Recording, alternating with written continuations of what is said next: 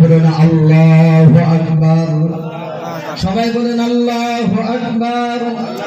আল্লাহ রাব্বুল আলামিনের ঘোষণা হলো, যারা দুনিয়ার জমিনের মধ্যে ইখলাসের সহিত অন্তরের সহিত আল্লাহকে ভয় করিয়া এবং কুরআন এবং হাদিস বোঝার জন্য, শোনার জন্য মজমায় বসবে, আল্লাহ রাব্বুল আলামিন বলেন তার জীবনের গুনাহগুলো মাফ করিয়া দিয়া ওই গুনার জায়গাটুকু নেকির দ্বারাই আল্লাহ রাব্বুল আলামিন ভরপুর করিয়া দেন। জোরে গান সুবহানাল্লাহ। সাইয়্যাতিহিম হাসানাত, এখানে বলা হয় সাইয়্যাতিহিম বহুবচন শব্দ, যে একটা দুইটা গুনাহ নয়, যতই গুনাহ সে করুক সব গুনাহ তার মাফ করা হবে যদি তওবার নিয়তে সে শুনে তওবার মতন তওবা করিয়া মজমা থেকে যদি উঠতে পারে, আমি আল্লাহ তার গুনাহগুলো মাফ করিয়া দিয়া হাসানাত নেকির দ্বারাই আমি আল্লাহ পরিবর্তন করে দেব। জোরে কোন সুবহানাল্লাহ। তাহলে এটা গুনাহ মাফের মজলিস। এটা কিসের মজলিস? গুনাহ মাফের মজলিস। এই মজমায় যিনারা এসেছেন তিনারা হলেন ভাগ্যবান, আর যিনারা আসেন নাই তারা হলো কপাল পোড়া হতভাগা, তারা হলো ওই পচা ডিমের মতন। আমার বন্ধুগণ, যাই হোক, আলোচনার দিকে চলিয়া যাই।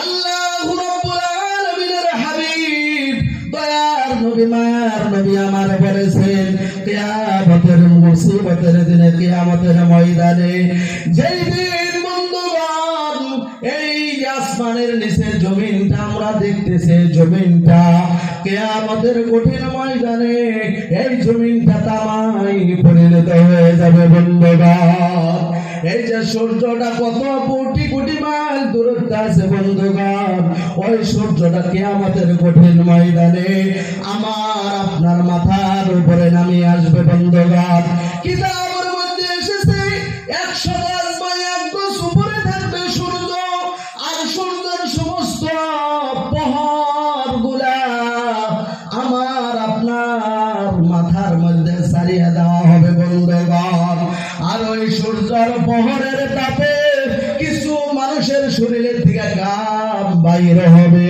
কারণ কিয়ামতের কঠিন ময়দানে আল্লাহ রাব্বুল আলামিনের আরশের ছায়া বিহীন অন্য আর কোন ছায়া থাকবে না।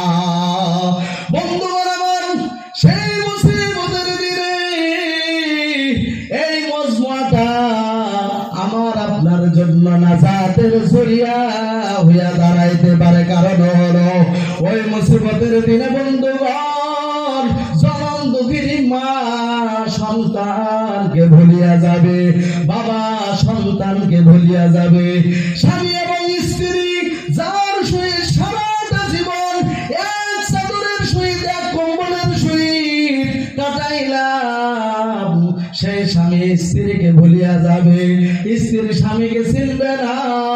সেই মুসিবতের দিন বন্ধুগণ এই মজমাটা কিয়ামতের কঠিন ময়দানে আমার আপনার চোখের সম্মুখে ঝলমল করিয়া ভাসিয়া উঠবে। জোরে জোরে বলুন না সুবহানাল্লাহ। যাই হোক বন্ধুগণ, সব নিয়ামত দেওয়ার মালিক কে? সবাই জোরে কোন, সব নিয়ামত দেওয়ার মালিক কে? এই বছরে একটা নিয়ামত দান করেছেন কে? জোরে কোন। আল্লাহর নাম করলে গুনাহ হয়?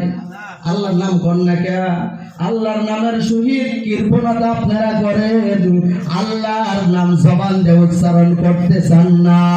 ও বন্ধুগণ, আমার আল্লাহর নাম যত আপনারা নেবেন ততই আল্লাহ রাব্বুল আলামিন আমার আপনার উপর রাজি খুশি হয়ে যাবেন। জোরে জোরে গান সুবহানাল্লাহ। আপনারা বলেন তো দেখি, সব নিয়ামতের দেওয়ার মালিক কে? আওয়াজ পাই নাই, জোরে গান। সব নিয়ামত দেওয়ার মালিক কে? এই সুখ দেওয়ার মালিক আল্লাহ, কান দেওয়ার মালিক আল্লাহ, হাত দেওয়ার মালিক আল্লাহ, শরীরের মধ্যে যত জিনিসগুলা দেখেন, কিডনির থেকে নিয়ে, ফেফড়ার থেকে নিয়ে, হাত পা থেকে নিয়ে সব কিছুটার মালিক একমাত্র আমার আল্লাহ। শুধু তাই নয় বন্ধুগণ, অগণন মিলিয়ন মিলিয়ন কোটি কোটি নিয়ামত আমার আল্লাহ রব্বুল আলামিন আমাকে আপনাকে দান করেছেন। জোরে গান সুবহানাল্লাহ। এই যে একটা নিয়ামত, গুনাহ মাফের মজমায় বসার তৌফিক দিয়েছেন, সমস্ত কিছু দিয়েছেন। নিয়ামতের বর্ণনা করতে গেলে ঘন্টা বাই ঘন্টার প্রয়োজন। যাই হোক, যে আল্লাহ আমাদেরকে এত নিয়ামত দিয়েছেন, সেই মহান আল্লাহ পাকের শুকর আদায় করছি।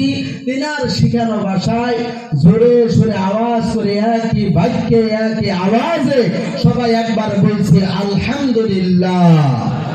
সবাই বলছি আলহামদুলিল্লাহ।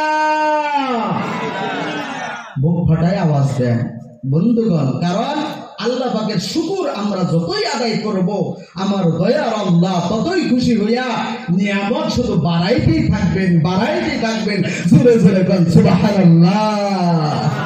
আর নিয়ামত পাইয়া নিয়ামতের শুকর গুজার যদি আমরা না হই, যে কোনো নিয়ামত হর হালে, যে হালে আল্লাহ পাক রাখেন ওই হালে আমরা আলহামদুলিল্লাহ জোরে বলেন, ঠিক কি না? হর হালে আল্লাহ পাকের শুকর আদায় করতে হবে। তাহলেই তো আল্লাহ পাক আমাকে, আপনাকে, আমার আপনার ঘরের নিয়ামত, ফসলের নিয়ামত, সমস্ত কিছু নিয়ামত আমার আল্লাহ রাব্বুল আলামিন বাড়ায় দিবেন। আরেকবার বলছি আলহামদুলিল্লাহ। তাও জবান খুলে না কিছু জোরে জোরে করে আলহামদুলিল্লাহ। দয়ার নবীজির উপরে আরেকবার দরুদ ওয়া সালাম সবাই বলি সাল্লাল্লাহু আলাইহি ওয়াসাল্লাম।